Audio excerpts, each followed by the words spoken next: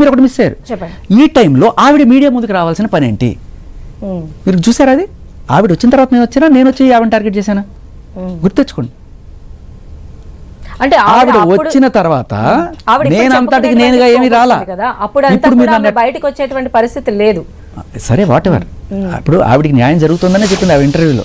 నన్ను పోలీసులు న్యాయం చేస్తున్నారు, నాకు చట్టాలు న్యాయం చేస్తున్నాయి, ఏంటి పోలీస్ స్టేషన్లో నాకు మంచి ఇది జరుగుతుంది, అందరికీ థ్యాంక్స్ అని చెప్పింది. సో ఆవిడకి న్యాయం మీద నమ్మకం ఉన్నప్పుడు మీడియా ముందుకు వచ్చి వాళ్ళ ఆవిడ్ని సిగ్గుందని కొని తిట్టింది.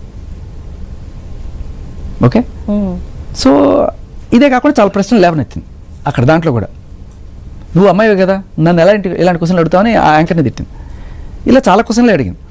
సో ఆవిడ మీడియా ముఖంగా వచ్చి అడిగినప్పుడు ఒక డిబేట్లు జరుగుతాయి. ఆవిడ రాకుండా ఆవిడ పోలీస్ స్టేషన్లో కంప్లైంట్ ఇచ్చుకొని చట్టం న్యాయం వాటి పని చేసుకుపోతే నేను ఆవిడ అనుకోవాలి. మీరు నన్ను అడుగుతున్నారే, ఫస్ట్ మీరు అడగాల్సింది ఆవిడని. మీరు ఎందుకమ్మా మీడియా ముందుకు వచ్చి ఇన్ని మాటలు మాట్లాడారు? మాట్లాడినప్పుడు ఆవిడ వచ్చింది కదా అని చెప్పి చాలామంది, నేనే కాదు నాతో పాటు చాలామంది మాట్లాడారు. అందరికన్నా నొప్పి ఎవరు మాట్లాడితే అవుతుందంటే శేఖర్ భాష మాట్లాడితే అవుతుంది. ఎందుకని అంటే సూటిగా సుత్తి లేకుండా ఉంటుంది, స్ట్రైట్గా ఉంటుంది కాబట్టి. ఎందుకంటే చాలా మీరు వీడియోలు చూడొచ్చు యూట్యూబ్లో. ఆవిడ ఇంటర్వ్యూ వచ్చిన తర్వాత కొన్ని వందల వీడియోలు వచ్చినాయి. ఆవిడకి ఫర్గా ఒక 10 వచ్చి ఉంటే, అగనెస్ట్గా ఒక 90 వచ్చి ఉంటాయి. అందులో ఒకటి శేఖర్ భాష ఒకటే. మరి అలాంటి శేఖర్ భాష పైననే ఎందుకు ఆమె కేసు ఫైల్ చేశారు? మరి మిగతా వాళ్ళందరూ కూడా మీతో పాటు 10 మంది ఆమెకు అగెనెస్ట్ గా ఉన్న వాళ్ళు ఉన్నారు కదా, బట్ ఎందుకు శేఖర్ భాష పైననే ఆవిడ కేసు ఫైల్ చేశారు? ఉన్న మాట అంటే ఉలికి ఎక్కువ. చాలా మంది రకరకాల కథనాలు ఏవో ఊహించి చెప్తున్నారు. నా దగ్గర రైట్ సోర్సెస్ ఉన్నాయి.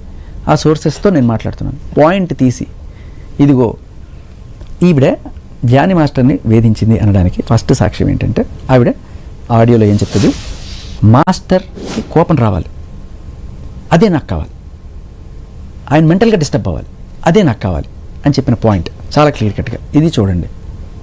Okay, Dhee Jodi show 18 to 24 అయితే నువ్వు మైనర్ ఎట్లా అవుతావు? నువ్వు దాంట్లోకి ఎలా వెళ్ళావు? తప్పుడు సర్టిఫికేట్ పెట్టి వెళ్ళావా? ఇది నేను డైరెక్ట్గా అడిగిన కోసం. సో సుర్రమంటుంది, నా కేసు ఏమైపోతుంది రేపు? పెట్టిన దొంగ కేసు లేకపోతే ఏమన్నా అయిపోతే దీనికి అడ్డు తగులుతున్నది శేఖర్ భాష. వీడిని అడ్డు తొలగించుకోవాలి, వీడిని నోరు మోయించాలి అంటే కేసులు పెట్టాలి. సో బేసికల్ ఇంకోటి ఏంటంటే, నాకు లాయర్ ఫోన్ చేశారు. ఆయన చెప్పాడు, సారీ పేరు కట్ చేసుకుని, హర్షసాయి కేసులో అమ్మాయికి, తర్వాత లావణ్యకి, ఈ అమ్మాయికి నేనే లాయరు అంటూ నాకు లాయర్ ఫోన్ చేశాడు. ఆ లాయర్ మీకు కాల్ చేశాడు? ఓకే, చేసి ఇట్లా లావణ్య కేసుకు సంబంధించి నువ్వు ఏం మాట్లాడుకో, బయట మాట్లాడావంటే నీ మీద ఇది ఉంది, మస్తాన్ సాయితో నువ్వు మాట్లాడిన కాల్ రికార్డు ఉంది, అది తీసుకొచ్చి ఇది చేస్తానని చెప్పి ఎందుకంటే నాకు అప్పటికి తెలియదు అసలు మస్తాన్ సాయి అరెస్ట్ అయ్యాడా ఏం తెలియదు. రోజు పొద్దున్న ఫోన్ చేసి మాట్లాడుతున్నాడు. అది నీకేం కావాలని అడిగి అంటే, లేదు అసలు మస్తాన్ సాయి మిమ్మల్ని మిస్గైడ్ చేశాడు అని చెప్పి ఏదో చెప్పుకుంటూ వచ్చాడు. నాకెందుకు చెప్తున్నా అంటే మస్తాన్ సాయి అరెస్ట్ అయిన తర్వాత నాకు తెలిసింది.